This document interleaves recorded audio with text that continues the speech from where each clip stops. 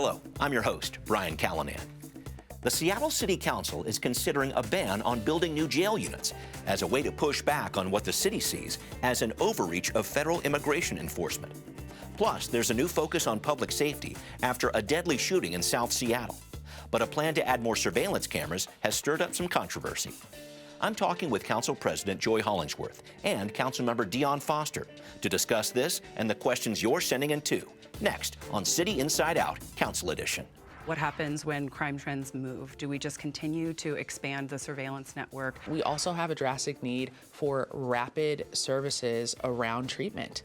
That is going to be huge. All that and more coming up next on City Inside Out, Council Edition.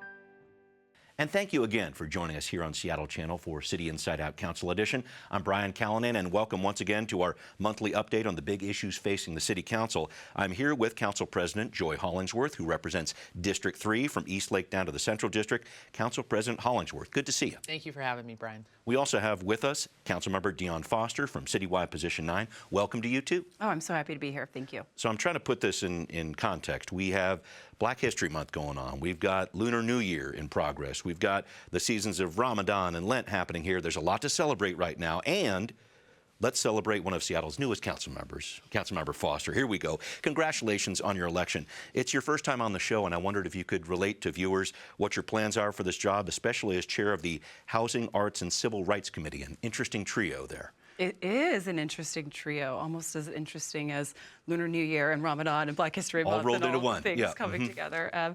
So excited to be here. So yeah, the Housing, Arts, and Civil Rights Committee. It's a committee that has a lot of buckets, a lot of exciting things going on. So starting with housing, we've got purview over the Office of Housing, which is really important as we need to make sure that we are producing more housing and more affordable units in the city. Yep. That's really important, particularly units below 50% area median income. We just had our committee meeting last week, and we had OHN talking about the real need that we have there. Okay. So we've got that. We have the oversight over the social housing developer. Yes. As you know, we just signed the interlocal agreement. We're definitely going to talk about that. Yeah, we'll come to that. Yeah, So we've got social housing, we've got Yeah. that, and then we also have the relationship between rental inspections and things that come in SDCI with landlord-tenant there. But it's a broad committee. The arts community here is vast and exciting. They've got housing issues too. Yeah. Oh, absolutely, Yeah. absolutely. When we talk about folks who are making our city livable, who are creating, just the beautiful place that we live, I think that is incredibly important. And Office of Civil Rights with oversight and enforcement in several civil rights areas. So lots of work to take up in the committee this year that I'm looking forward to. All right, we're looking forward to it too. Council President Hollingsworth, congratulations to you on being selected as President of the City Council. Should I stick to Madam President the rest of the way out, or what's the plan here? No, whatever you want. Okay. Thank you. Tell me about your plans being in this role. What does this mean for the term ahead? Well, I'm very grateful for my colleagues, their trust in me to help, continue to lead the council. And I always tell them that my vote weighs just as much as theirs. I'm not here to override it. I'm here to facilitate. This is how I like to describe it. I am the team captain, but I'm not the captain of the ship. So team captain, we have 8 other council members that have their priorities that, as a group, we have some shared values that we want to continue to push forward in the city. City Basics Better, and that's what we're going to continue to focus on. Okay, great. I want to talk about something the council recently heard. We all heard Mayor Wilson's State of the City address. The first issue she brought up was about public safety and gun violence. This is always a concern, I know, but it really did hit home just a few weeks ago. 2 Rainier Beach high school students, aged 17 and 18, were shot and killed outside a bus stop just a few blocks away from their school. You both were at the scene, as was Councilmember Lynn. Council President Hollingsworth, the mayor was talking about a stabilization plan for Rainier Beach through the end of the school year. She's also talking about working out a new gun violence strategy for the city. How do you want to guide that discussion? What tangible actions do you want to see coming out of this? So a couple things. Let's set the table with the facts. If you live in Southeast Seattle, you are 13% of the population and 30% of the gun violence. Black males are also disproportionately impacted by gun violence in our city, and so fully support the stabilization, which is a short-term solution to what's going on in our community. More officers on the ground, things of that nature. Yeah, there's more officers, there's more community safety points and access. There are maybe after-school program, late-night activities, extending those at different community centers. But there's also a bigger piece to this in terms of we often talk about what's going on our streets, saying our kids are bad. They're not bad, they're bored. We also need to incorporate parents into this. We always talk about the kids. Let's have the families and the parents, this holistic approach as well. We always say gun violence prevention, gun violence. Let's take violence out of our vocabulary and talk about youth enrichment programs. Those little small things will be able to change the trajectory of how we're planning long term. Okay. Councilmember Foster, gun violence, of course, is not just a Rainier Beach issue. The mayor was talking about a focus on Chinatown ID as well. A lot of neighborhoods have issues here. As a new council member, is there a new perspective, maybe some new ideas that you can bring when it comes to gun violence and public safety? Yeah, thanks for that question. And I'll just say, I'm first of all just going back to Council President Hollingsworth. I was so proud that we got to unanimously support you as Council President. And I agree with a lot of what you just said. So I do represent the entire city. I also live in Rainier Beach. And so I think there's a few things. I really agree with this focus on overall youth support, right? So that might look like anything from the youth employment program, which actually used to provide more jobs for young people than it does today. That's a program I worked on when I was a staff member in City Hall more than a decade ago. Okay. And there are actually fewer young people that we are supporting through that today than there was 10 years ago. And if you're out in community, people will say that everyone wants a place for their kids to go, right? And we have to remember that, I'll say this as a parent myself, when your kids turn 13, they age out of a lot of stuff, a lot of summer programs, a lot of after-school programs. And so we have to make sure that we continue to provide places for people to be and things for them to do that connect young people with things that they're interested in, with things that feel exciting. I think that definitely has to be part of how we talk about it. I also am a big fan of really expanding the way we talk about public safety.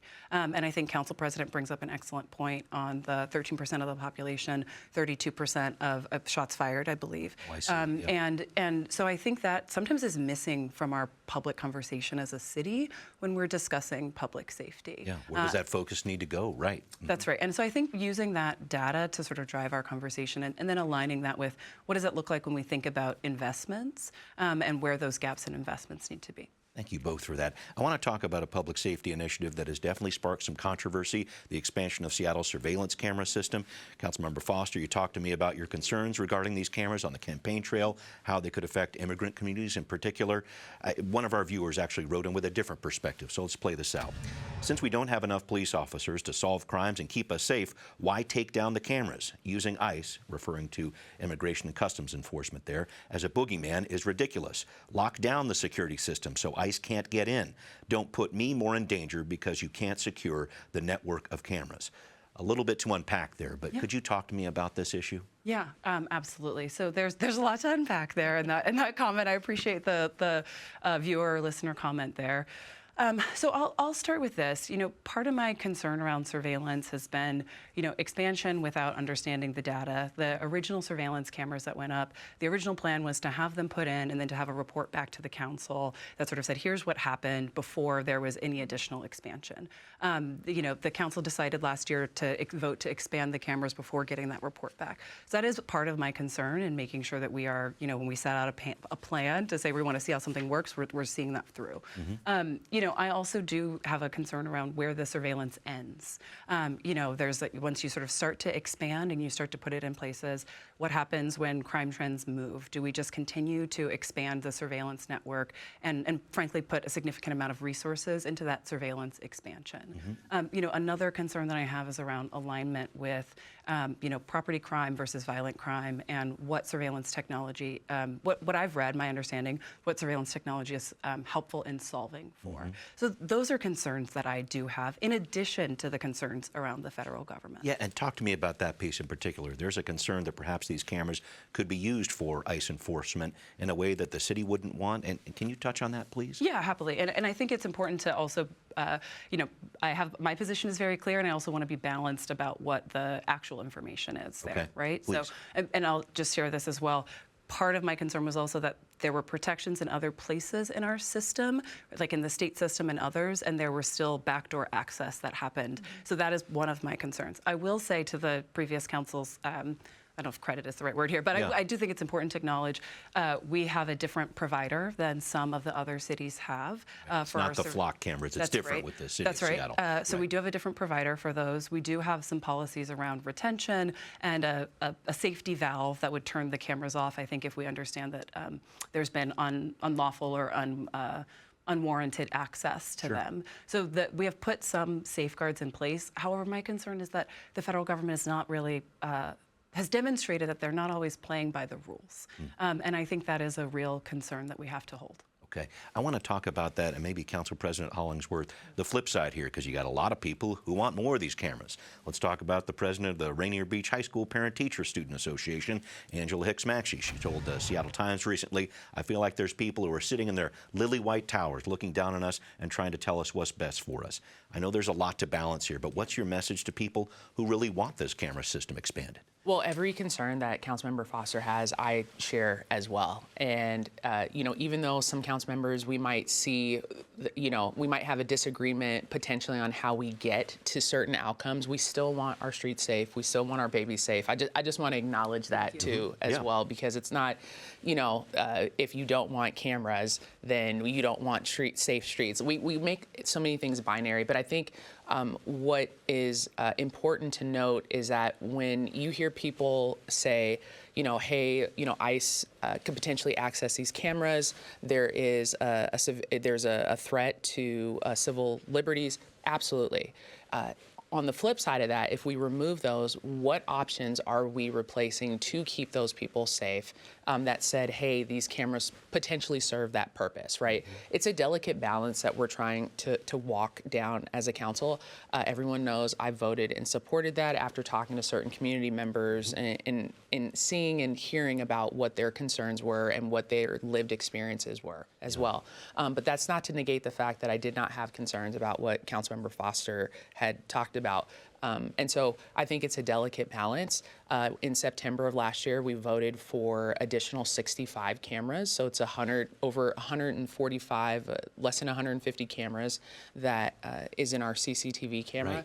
Comparing that with other cities, not to say that just because they have thousands more, but in relation to a Chicago, a New York, an Atlanta, a Detroit, a New Orleans, thousands of cameras. So like just the comparable piece, for some people one camera is too much, I get it, but just to like understand where we are on the spectrum of things, I think is a little bit important as well. That is important, and I know the mayor is still working on some legislation to figure this out and get it to the council with regard to cameras specifically.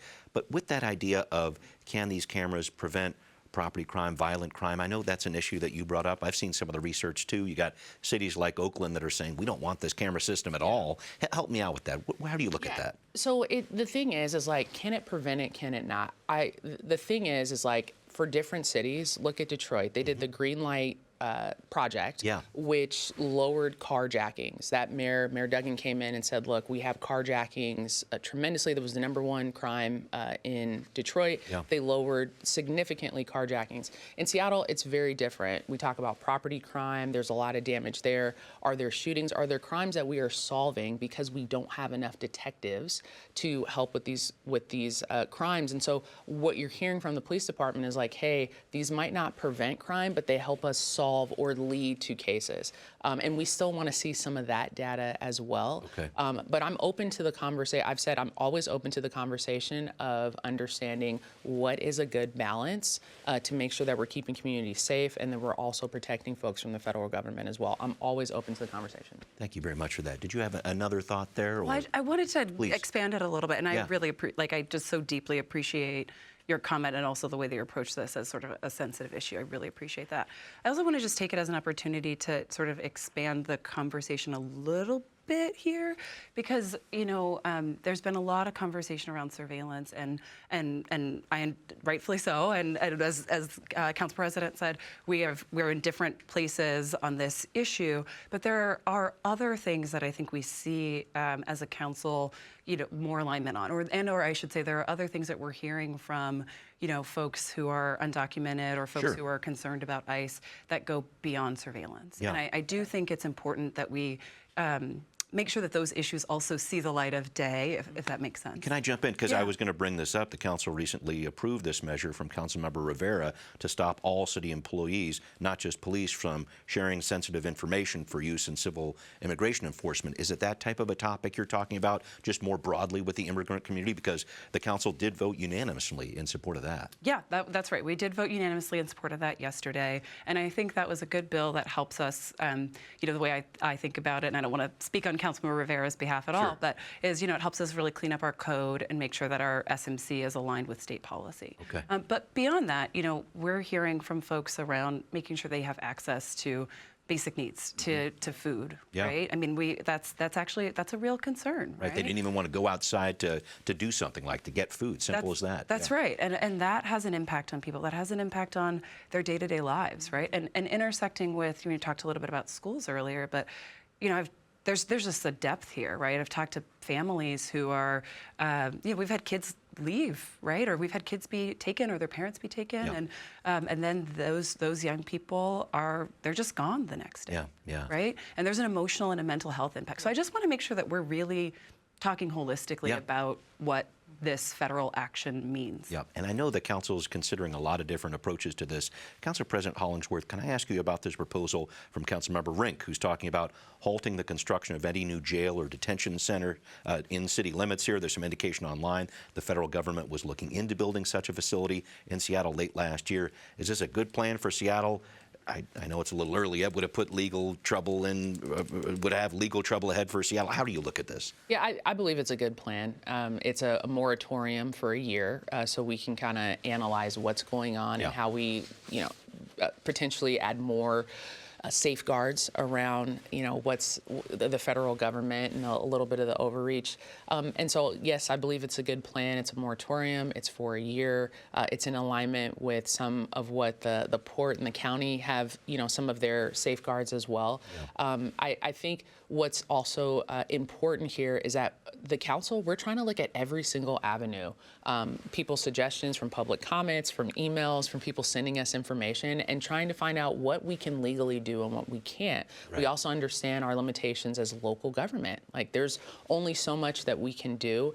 And so we're trying to figure out what's enforceable. And I think that's really important as we're working with our city attorney and our attorney general and all the different legal components that we have to find out, hey, what is enforceable for us to do? And so you're going to see a lot of creative pieces come out of the council and trying to find little slip holes that, we're like, hey, we need to cover this hole and cover that one, just so we can make sure that we're keeping communities safe. Okay, thank you for that. Councilmember Foster, I want to go back to you for another law enforcement issue, specifically the Seattle Police Department and the recent Sentinel report which came out. It reviewed how officers responded to a right-wing religious rally and counter-protest from some LGBTQ advocates in May at Cal Anderson Park. I know you raised some concerns about this soon after you were sworn in. There's some body camera footage, I should say, that showed a commanding officer saying, "We are past talking to people. We're here to F people up now." Other concerns as well.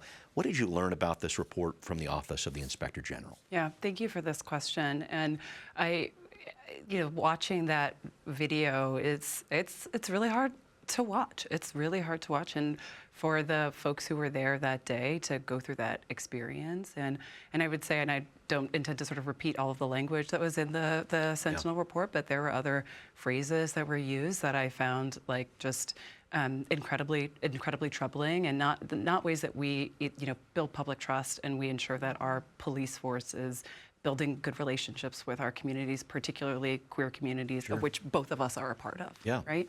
And I'll say I'm actually I'll be sitting down with the Inspector General later today. So I'm going to get my sequencing together. But what I'll say now is one of the most concerning things was a number of those recommendations in the report were recommendations that were made or highlighted in 2021. And so to see that, to see things where we said, as we found in the 2020 protests and in the 2021 Sentinel event review, and then to see those come back up again, was that 5 years later? Right. I think that's where my focus is, because we want to make sure that we're not continuing to see the same exact patterns of behavior, right? We want to be improving, and we want to be building that public trust. And I think when we see those repeat occurrences, it undermines what we want there. And this is something that was discussed during the federal consent decree process that Seattle was under for a decade plus here. And Council President Hollingsworth, just to play off of this, is there any way to compel the Seattle Police Department to take what's in this report and turn that into a change in policies, as Councilmember Foster is talking about here? Well, let me first say that the comments were very unprofessional and I expect more from our police department, especially people that are law enforcement officers.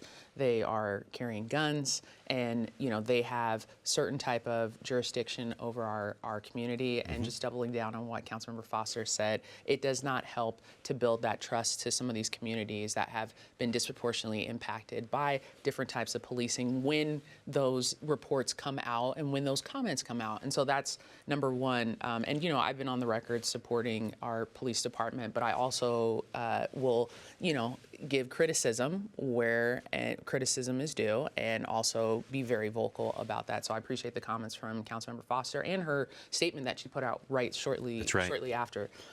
The second piece of that is, yes, I do believe that we have a police chief and a leadership that wants to make sure that we are elevating policing to be community oriented, to have positive relationships, and to be professional. And those are our expectations from Chief Barnes. I know that those are his as well. We all have our meetings with Chief Barnes. And so there's going to be the expectations moving forward. And that's what I'm going to expect when I'm voting on anything that's public safety that has to do with our police department, that we are also making sure that we're upholding these values as well. Got it. I want to switch gears, if I could, and talk about homeless policy with you. The mayor said in her State of the City address she's pushing for 1,000 new units of shelter this year with attached services. She said some legislation will be coming to the council in the next couple of weeks outlining her plan on how to do that. Council President Hollingsworth, I know you haven't seen this proposal yet, but clearly this is a big lift the mayor is aiming for here with some big costs potentially. What kind of plan are you hoping to see? Maybe I can put it that way from the mayor. How does Seattle pay for it? Let's talk about homelessness. Yeah, I think everybody wants to get folks inside and off the street. It's heartbreaking to see the people that are unhoused on the street. Also the folks that people don't see, that are in their cars, that are couch surfing, that I'm constantly hearing about all the time, and experiencing. Some of my friends are experiencing homelessness and navigating that. And so I think that's really important to highlight, because a lot of times we get caught up in the visual piece. Visible homelessness versus the parks on the street and whatever, but there's also folks that are invisible that are in cars or couch surfing. Right. I'm looking forward to seeing the plan. I'm looking forward to seeing how we are, figure out what our spending priorities are, and how we're going to pay for things and have the impact that people actually want. We know that we have a drastic need for shelter, immediate shelter for people. Also, the other piece too, we also have a drastic need for rapid services around treatment. That is going to be huge in this component. It's not just, okay, we have to get people housing. I also want to make sure that the treatment is accessible, just as our harm reduction piece with the county as well. That has to be equally as accessible for folks. Thank you. And Councilmember Foster, maybe I can go to you on this. We did get another email talking about these very issues here, harm reduction and treatment. Housing first policies, essentially, where people get housing first and then you work on issues like mental, physical health, or addiction issues too. Here's the comment I'd like you to respond to. Green Lake is starting to look like an out-of-control homeless encampment again. Harm reduction and housing first only perpetuates the problem instead of real consequences. It's clear with the $1 billion plus spent on this problem that it's only gotten worse. I should point out the Trump administration is saying this too. It wants to stop supporting housing first policies with federal dollars as well. How do you respond to this criticism? Because I know you've heard it before. Sure. So I think it's really important to talk about what permanent supportive housing is, and that it is housing first, right? And I'm a supporter of housing first, and I also am I'm very fond of something that I believe it's the CEO of Downtown Emergency Services Center who says, it means that it's truly first, right? Not only. I see. And the idea there, and what I support, is being able to get people into housing, which provides really necessary stabilization for folks. When you're in one location and you're not thinking about where you got to go to sleep the next night, it's much easier to deliver treatment and services, right? Many of our housing providers who are doing permanent supportive housing are integrating and have on-site treatment, right? Whether it's 2 days a week or some of them who have them on-site all of the time. We have locations that are co-located actually with Harborview, where they have clinicians on one floor and they have housing on other floors. So that is actually a really effective way of making sure people can access care and can access treatment. Okay. What I believe is part of the gaps is that we actually just don't have a sufficient supply, and that's in both housing and also in our shelter system. Right. And so through focusing on increasing that supply, whether that means that somebody has stability in a tiny home village, or whether that means somebody has stability in a studio unit for permanent supportive housing, then we can actually deliver treatment in a more effective way. And I also do want to bring up, what one of the big challenges here is we are seeing, and we are on the precipice of potential cuts from the federal government, which this commenter does bring up. And my concern and my focus is going to be making sure that we have a way to keep our system stable in the face of those potential cuts, because that's where we could really see some real concerns around backsliding at the same time that we are seeing increased need. And the other thing I'm going to say here that also will impact this is not just the potential cuts in permanent supportive housing when we're thinking about future NOFAs and other things that come out from the federal government, but also as they cut back and move people off of services. When we see the sort of Medicaid reforms and things like that, that is going to create more access needs for people who just need affordable housing. So there's a lot of need in our system. So I do look forward to seeing and hearing more about the plan, because I think being able to provide 1,000 units rapidly, as the mayor has laid out this line in the sand that I think a plan will soon follow, is a real need. Got it. I need to do the 30-second version on social housing with you here. Just to wrap up, the council just approved the measure to make sure funding went to this new developer here. Some thoughts about this? This is a new deal for the city. Yeah, this is a new deal for the city, absolutely. I think social housing is a really important tool that we have in our toolbox, that we need to make sure that it is set up to be successful. So as I said, we just had the developer in committee. Council President Hollingsworth is on that committee. They were just there last week, and we just did the ILA. So now our job as interlocal agreement, keep going. That's right. Now our job is to make sure that we're fulfilling our job on council with replacing a board member on that committee, and also ensuring that we are again, going back to building and ensuring we maintain the public trust on moving this forward, having the developer in to share their progress on acquiring and building housing as is in their charter. Council President Hollingsworth, you were speaking out recently about the closure of an Amazon Fresh location at 23rd and Jackson. Anything new there in terms of get some groceries in that neighborhood? Yeah, we've lost 2 grocery stores, Whole Foods and the Amazon Fresh. However, we spoke to the property owner. We're talking to Amazon, and we're talking to other grocery stores, telling them that the city is ready. We want to work with them. We want to figure out how we can continue to have that as a food access point, and we are willing and ready to show them that the city will help provide resources for that to get open and return to a grocery store. Thank you. Last question to wrap up. One important story buried in the mayor's State of the City address was the idea to stage a friendly soccer match involving local elected officials as part of Seattle's World Cup celebrations this summer. Council President Hollingsworth, I got you back at sweeper. Need some good defense out of you. Awesome. Need your wheels up front, center forward. Are you guys in? What's the story? As long as I'm the goalie, I'm cool. Oh, okay. She's going goalkeeper right off the top. Just okay. right off the top. We'll see where I'm not sure anybody wants me on their soccer team. Oh, no. We'll have to talk to the mayor about this. That's Councilmember Foster. That's Council President Hollingsworth. Thank you very much for joining me once again. I'm Brian Callanan. See you next time on Council Edition.